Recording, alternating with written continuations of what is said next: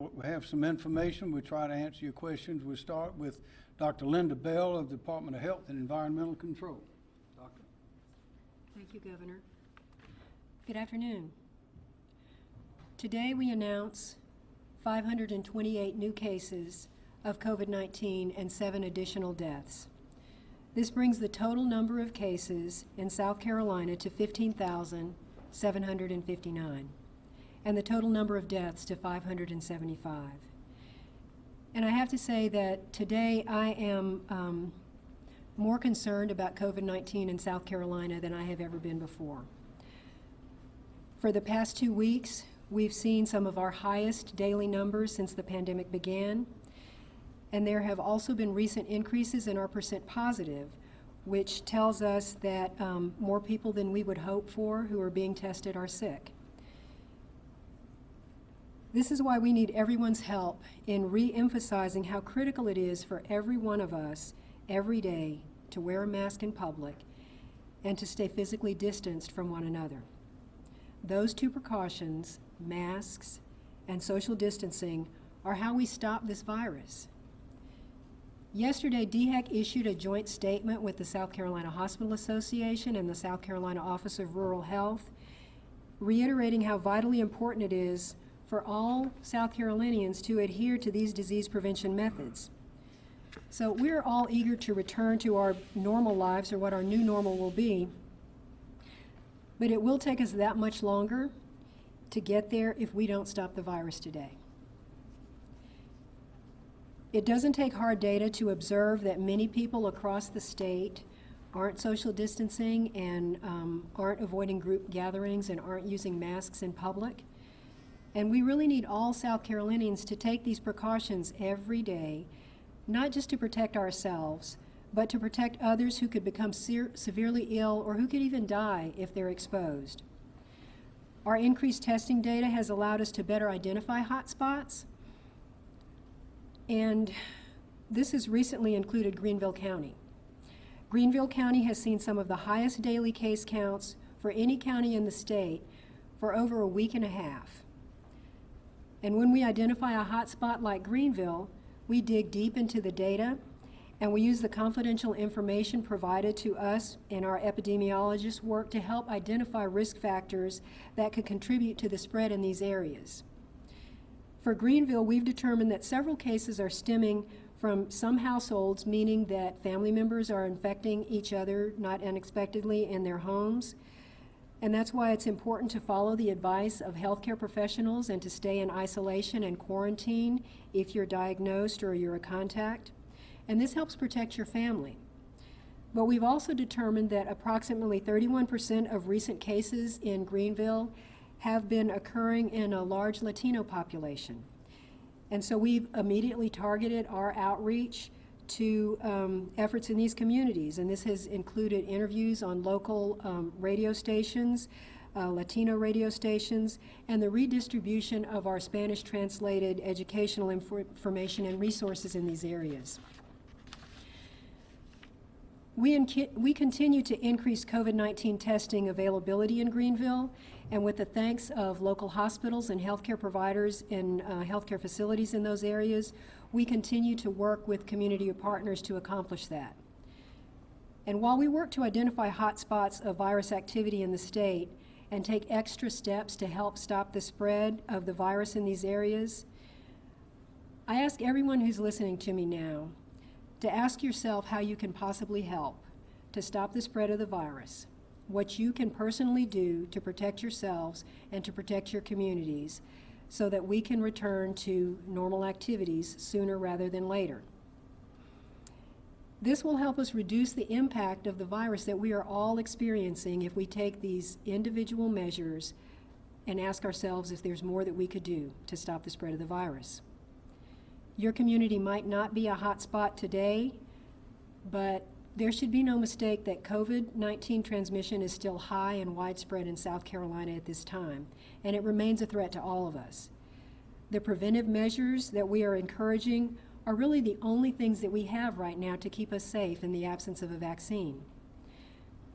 We know that what we've been asking everyone to do is not easy, but I can't stress enough that it's really absolutely necessary. And working together, we can turn the tide on COVID-19 and help save more lives in South Carolina. Thank you.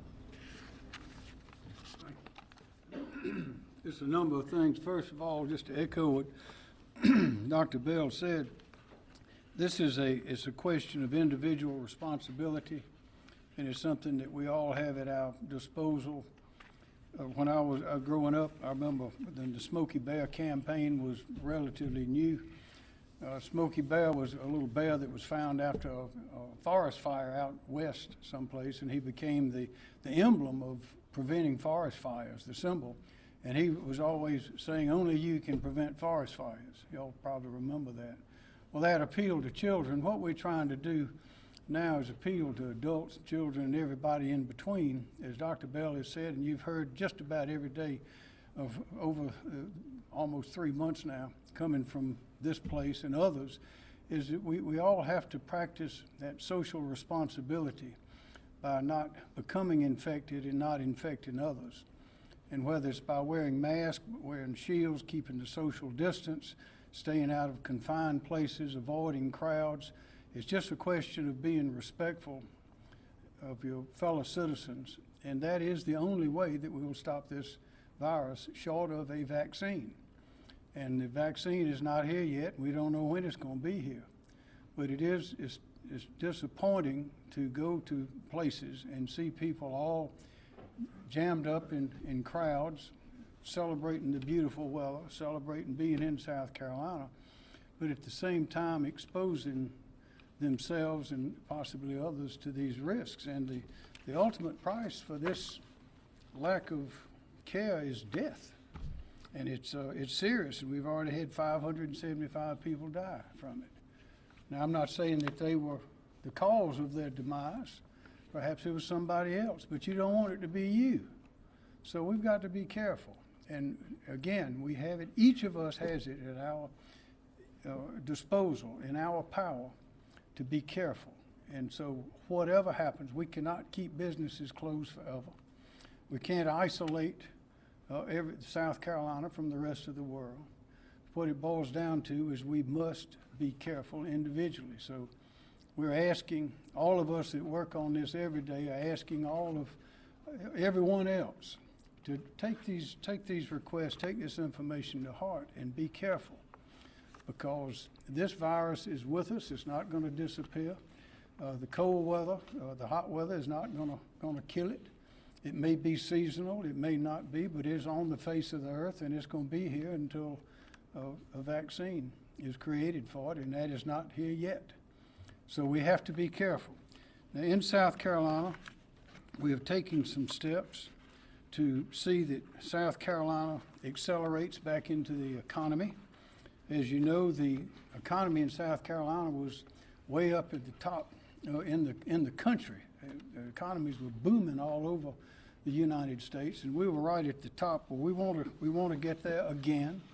The virus has certainly slowed us down, but we can't stop, and we can't remain shuttered or restricted much longer.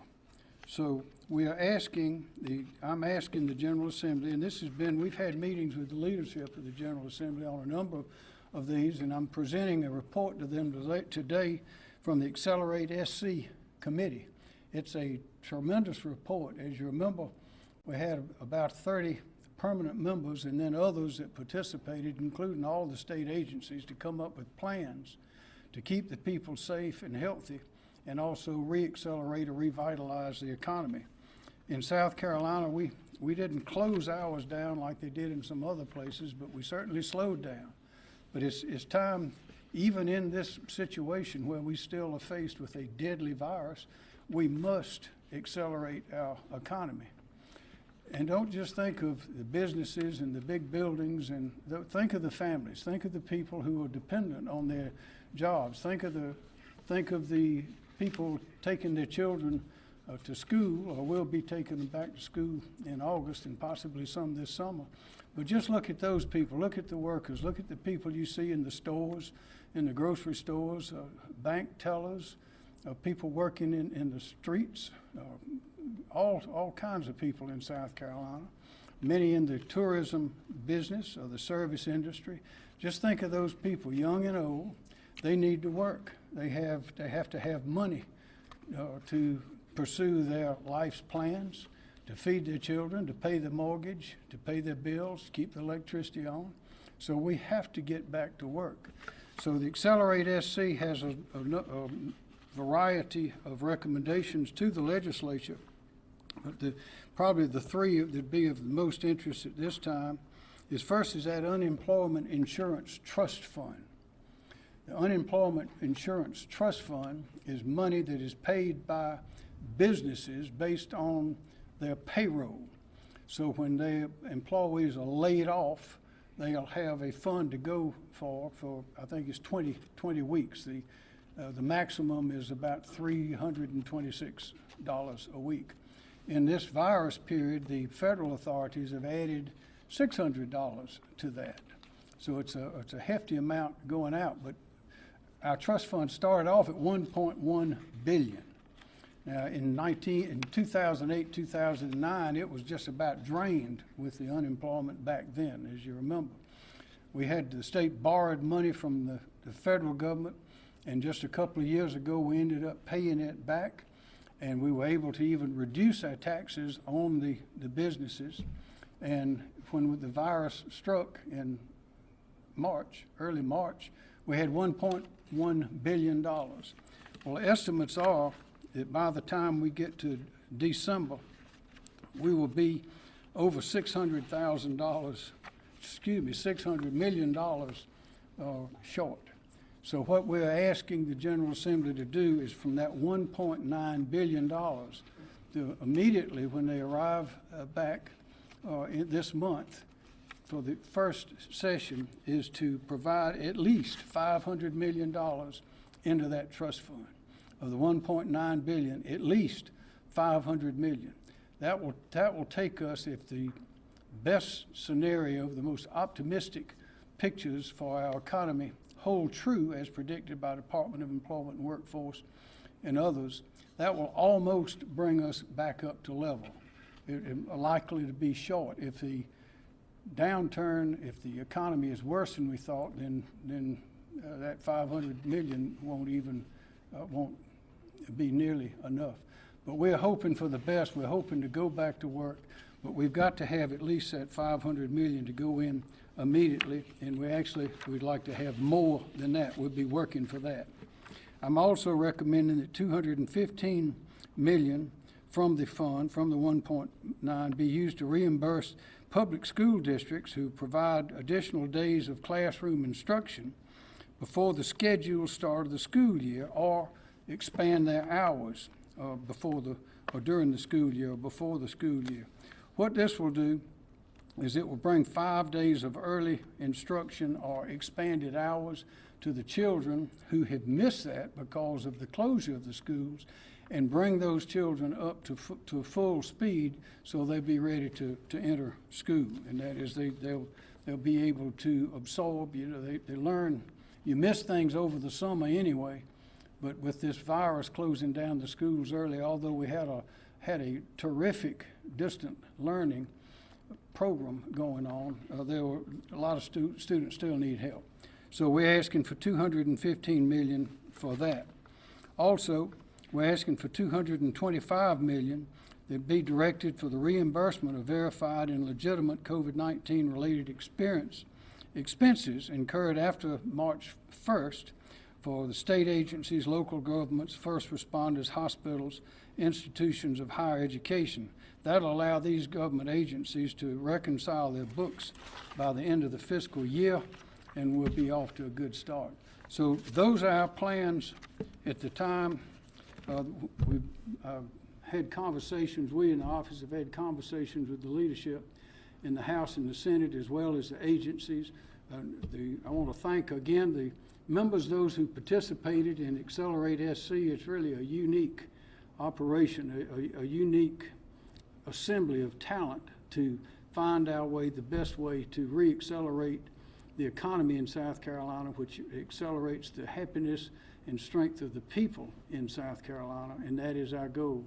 not only to go back to where we were in our economic growth and strength, but even more as we move forward. With that, I'll be glad to answer questions. Yes, John? So, obviously, you want people to wear masks. Would you entertain requiring people to wear masks? No, ma'am. There are some limits to what we can do and what we can enforce. I want to say again, as you've heard from this podium many times, it is very important for people to wear masks, to wear those face shields. And if you are outside in a field by yourself, then it's not important. You don't need to do that there. But if you're in a room full of people, particularly the smaller the room, the more the people are in elevators. If any of you have gotten in elevators, you probably have a sensation that you're glad you have a mask on. We know that the virus, we've learned so much about it. We know that it is transmitted by coughing and sneezing, but also just the exhalation of air, singing. There was one example of a choir. I don't remember how many people were in the choir, but there was one lady on the back corner of the choir who had later tested positive. Well, I think just about the whole choir got the disease, later tested positive. That's just an anecdotal thing. I don't know where it was, but the point is, when you have people exhaling vigorously, as at perhaps sporting events, as at choirs, and you have other people, particularly if you're in an enclosed place, and they are, say, they're singing and they are inhaling and exhaling, and that's a great recipe for spreading that virus. That's why we have to be so careful. But the answer is at this point, the answer is individual responsibility. It's not mandates by the government. I'm delighted to see that the Hospital Association and others are joining with DHEC to once again remind people. Everyone needs to remind their neighbors that this is a serious thing. And I guess there some people all over the country that it's not really real for them until somebody they know dies of the virus. Well, by that time, it's too late to save that person. So we have to understand that we're in a serious situation, and it's up to every individual to see to it that they don't spread that virus. Yes, ma'am. The current state of emergency, is that set to end tomorrow? Are you planning to? We will extend it again for the obvious reasons. Governor, I have a question. Oh, well, that's a new state of it. Always changes every couple of weeks, have a different situation. Dr. Bell mentioned some of the various communities. Certain communities seem to have an abundance of the virus way outside of their numbers. We know that the older people, I think it's a high percentage of those. I think about 87% of the people in our state who have died from the virus are over 60 or 65 years old. So we have to be careful about those communities, particularly the nursing homes, the extended care places, and also these particular communities. A lot of them are rural communities where we need to have ample testing and tracing, and that's what we intend to do. Yes, ma'am. On the issue of masks, because you're not mandating it statewide, I mean, there have been a number of restaurants, I'm just thinking about in the Columbia area, that were open but then closed after an employee tested positive for COVID-19. For some of us who have gone to restaurants just to see what it's like, we've noticed employees at restaurants not wearing masks, not wearing gloves. Would you at least make it a requirement that employees at restaurants or businesses wear them? The best enforcement of that is that restaurant, that place. We do not have enough police officers to go around the entire state and enforce mandates. They may walk in and everybody put a mask on, and when they walk out, they take them off. Again, it is up to the people to determine what kind of precautions need to be followed. And we all know those precautions. When the virus first arrived, there were a lot of things we didn't know about it. Well, we've gotten a lot of those questions answered. None of them are real good news. One is it's highly contagious, one that is transmitted very easily, one that is deadly, and also it's going to be with us. We're going to have to, we hope we find a vaccine. I know there are institutions and people, including the Trump administration, working hard to do that. But until that day comes, we just have to be careful. There's nothing else that we can do. Mandates, government intrusion, there's a limit to how much the government can do. There is a constitutional limit. For example, on closures. Closing a business is essentially the taking of that property for a short period of time. If that time is extended for too long, that business can't survive, and the government has taken that property. That's not allowed without compensation. It's a constitutional question. That's why what we've done has been carefully targeted, deliberately imposed only on those places that have the greatest threat of spreading the disease. And I think the figures are showing that in South Carolina we've done it very well. But we've got to come out of it. We cannot keep mandating things on the people. One, because the law doesn't allow it. Two, because it's unenforceable. And three, because that's not the best way to do it. Best way to do it is for everybody to understand it's up to them and to comply with the courtesies, the consideration and respect for others, including their own health and their families. Because of the high number of cases that we've been seeing in the last few days, does that push back any potential announcement about opening the rest of the businesses that have yet to reopen? No, ma'am. We always take those things into consideration, but we want to open things up as soon as we can, as carefully as we can. But what it does do is emphasize the need for people practicing social distancing, people being careful. That's the answer. It's not closing businesses. I've got no intention of closing any more businesses. No intention. What we need to do is practice that social distancing. Or practice, if another word for it, be smart. There's a lot of stupid floating around out there, here and there. There's a lot of reckless, careless activity. We ask everybody to be very careful. Yes, ma'am. This is a question for Dr. Bell. Can you talk a little bit about the other hot spots that you all are seeing? Doctor? I'd actually refer you to our website because I don't have the data in front of me, but it should be sufficient to say that we are monitoring that. And for each hotspot, we conduct an investigation to see if we can identify root causes between social contacts, community activities that could have contributed to it. And so there are several in the state. Our county maps show that.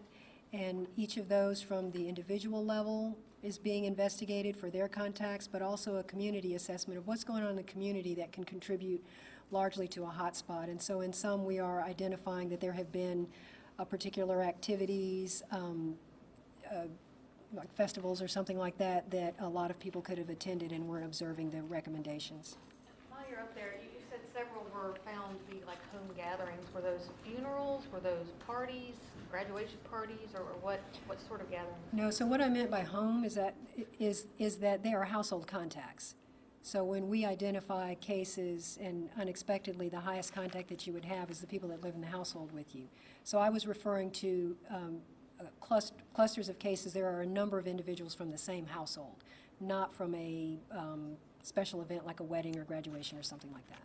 Doctor, would you recommend closing anything down? We're seeing this percent positive start to increase again around the same time of these larger summer days and reopenings. In your expertise, would you recommend closing more things down? Well, from our role in public health, it is to provide recommendations that prevent disease spread. And so, closures or reopenings is not our arena. What we do is inform people from our understanding of how the disease is spread, and we continue to learn more about this virus. We learn more that it is more transmissible than we expected, that it is more severe, there are more complications than we understood earlier. So our role is to inform about prevention measures, and at this time, the prevention measures that we know about for a respiratory virus are to contain respiratory droplets with masks and to prevent being close enough to someone that they could be contaminated with a respiratory virus. And Governor, to you on a similar point, we're seeing again this correlation, this going up. You've said multiple times that you have no plans to today that you have no plans to close down anything else, Yes. And that you want people to self-regulate. You've been calling this for a couple months now, and yet we're still seeing this new increase what else can be done if you're insistent on not closing things down again? Very little. If closing down were the answer, then the cases would be disappearing in Minnesota and New York and all those places where they've closed down in other parts of the country, and there's still a lot of the businesses or industries are still closed down, but the cases are way more prevalent than they are in South Carolina. So that's not the answer.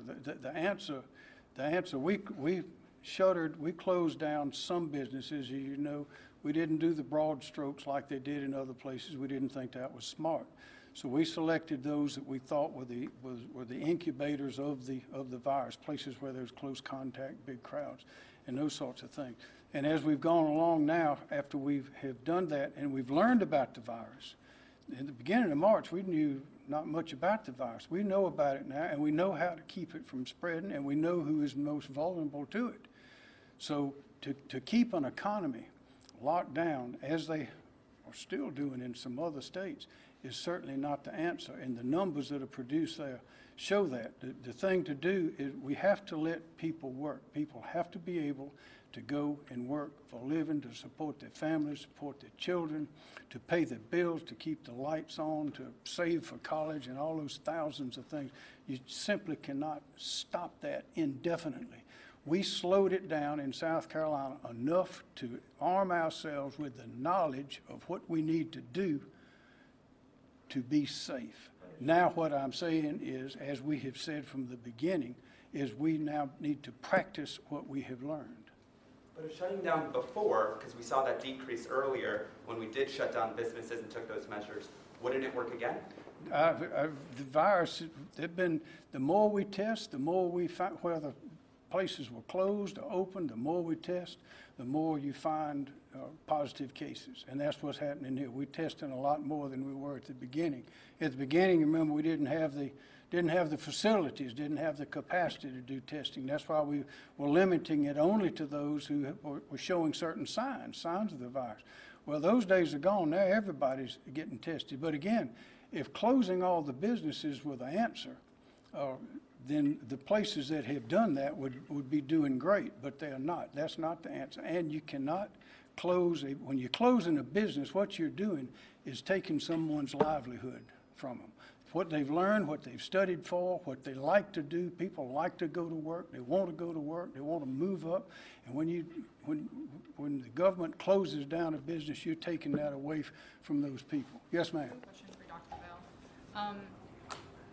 Is there any kind of correlation between the high number of cases that we're seeing and Memorial Day weekend tourism travel? We also have July 4th coming up, which is a very busy, heavy tourist and being outside kind of day. Is there any concern about the numbers spiking after July 4th as well?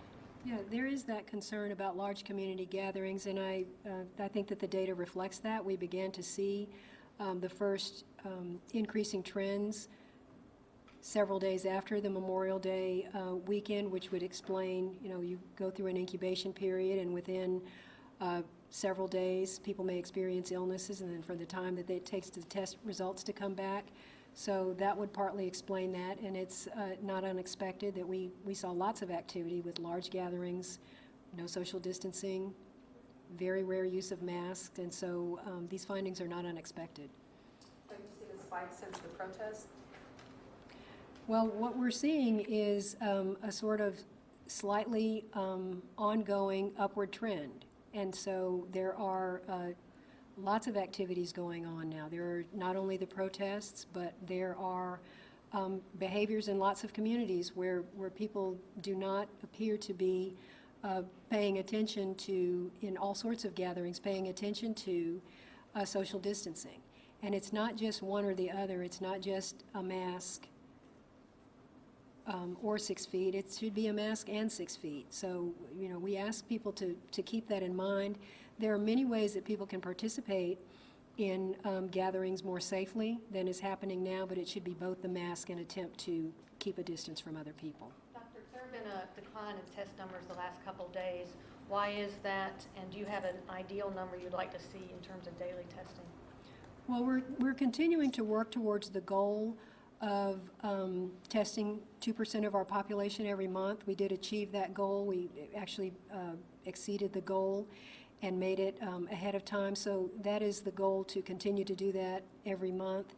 And we see some sporadic changes with the availability of testing reagents for certain planned testing sites. That hasn't been a significant problem recently as it was in the past, so we really do have sufficient capacity, particularly on our public health lab, to provide testing, and so that I think some sporadic occurrences perhaps of supplies not being available temporarily may contribute to that. And I believe DHEC has revised its revisions. Is that because you aren't seeing people practice the guidelines? Revised which? What you're expecting in terms of caseload going forward? That we've revised our revisions? Your predictions, sorry. Oh, revised our predictions? So we base our predictions on trends that we're currently seeing. So if the trends change, then our predictions of what we might see in the future in terms of hospitalizations, deaths, and illness in the community are adjusted accordingly. Yes, ma'am. With the responsibility being on restaurants and individuals, does the state have enough supply of PPE right now for these small businesses in order Yes. to have? Is there a number or a number that we're trying to get to as There's well? a huge number. I can't, we were looking at some of those numbers this morning. I think the number of gloves that have come into the state, I think it's something like 120 million. I mean, it's some fantastic number. We can get those numbers for you. But there's, at the beginning, the demand was so great that it was difficult to get a lot of those personal protective equipment. But other manufacturers have switched over to this now, and we have a machine out at Fort Jackson at McCrady Center that can actually process masks and clean them up, and they're as good as new, and it's available right now. And manufacturers have stepped in. Some have changed right here in Columbia, have changed over from one thing to another. So we ought to have plenty of that equipment. That's why it's just a shame that people aren't utilizing it. Before, it was hard to get masks and things, but now it's not. Are they having difficulty getting in contact with the right people to get those supplies? No, ma'am. They can still they can call the county DHEC, or they can go online here. There's information. They can call the Emergency Management Division. Kim Stinson is there. Would you like to address those numbers? Yeah. Did I get it right? Pretty close, yes, sir. We've got, they're kind of hard to remember, obviously. But in the last, since really the 1st of March of this year to I guess about the 5th of June, to the governor's point, in direct commercial distribution to points here in South Carolina for gloves, it was 188 million gloves. Some of the other numbers, 562,000 for N95 masks, over 5 million surgical masks, and then over 2 million gowns. And then that's the direct commercial distribution, but through our system, as the governor said, through emergency management and working with the local authorities, we've sourced over 1.4 million masks, over 1 million N95 masks, over 1 million surgical masks, over 4 million gloves, and over 500,000 gowns. So the supply chain is vastly improved, as the governor said, from when we first started. He asked me today where we started with PPE, and I told him 0.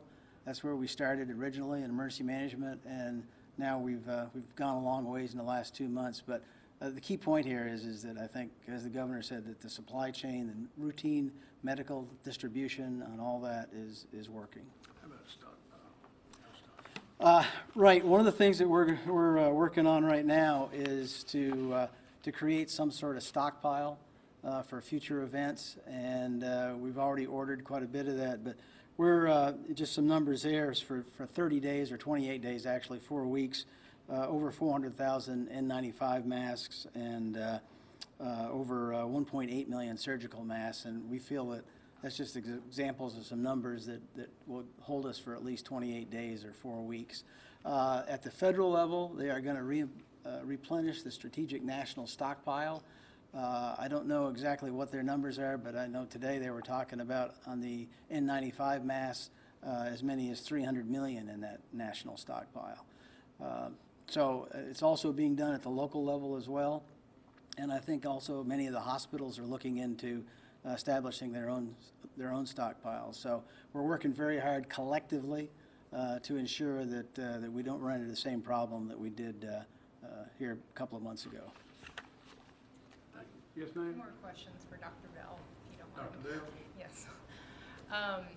Both numbers questions. We've seen the percent positive over 10% the last few days. If you can kind of explain why that is, and then also, while the number of cases has risen, the number of deaths has stayed kind of about the same. We haven't seen a huge spike there. Can you also explain why DHEC, or why you think that is?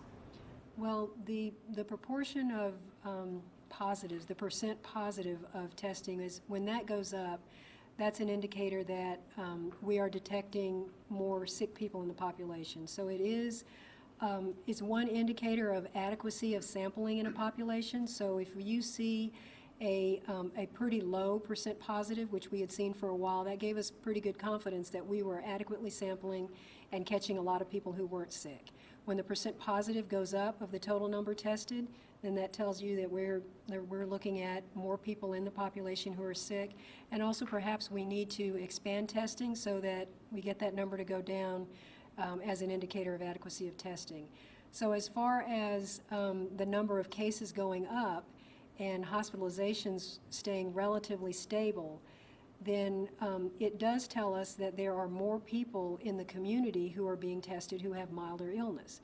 So in the past, people may not have sought medical care, had milder symptoms and didn't seek care. And I think there's also more awareness of the fact that there can be asymptomatic positives. So there are more people who are seeking testing who have no symptoms at all. And so that's a partial explanation for why we would see cases go up and not necessarily hospitalizations. Speaking of the World Health Organization, they sent out some very confusing messaging earlier this week regarding asymptomatic cases and whether they transmit the disease. What do you say to that seemingly despondent message? So I haven't seen the message from the World Health Organization specifically, but there is evidence that transmission occurs from people who are asymptomatic. And for this reason, we actually extended the time period that we consider contacts.